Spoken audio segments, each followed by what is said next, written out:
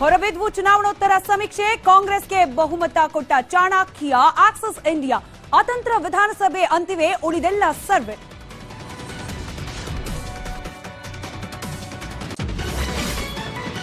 ಕರ್ನಾಟಕದ ಹಣೆ ಬರಹ ಬರದ ಮತದಾರ. ಇವಿಎಂನಲ್ಲಿ 2600ಕ್ಕೂ ಹೆಚ್ಚು ಅಭ್ಯರ್ಥಿಗಳ ಭವಿಷ್ಯ ಭದ್ರ. ಈ ಬಾರಿ ಹೆಚ್ಚಾಯಿತು ಮತದಾನ. ಮತ್ತೆ ಮೈಮರೆತ ಬೆಂಗಳೂರು ಜನ. ಓಟ್ ಹಾಕಿದ ನಟ ನಟಿಯರು, ಮತೋತ್ಸವದಲ್ಲಿ ಮೊದಲ ಬಾರಿ ಭಾಗಿಯಾದ ಯುವಕರು, ವೃದ್ಧರಿಂದಲೂ ಮತದಾನ ಜೋರು.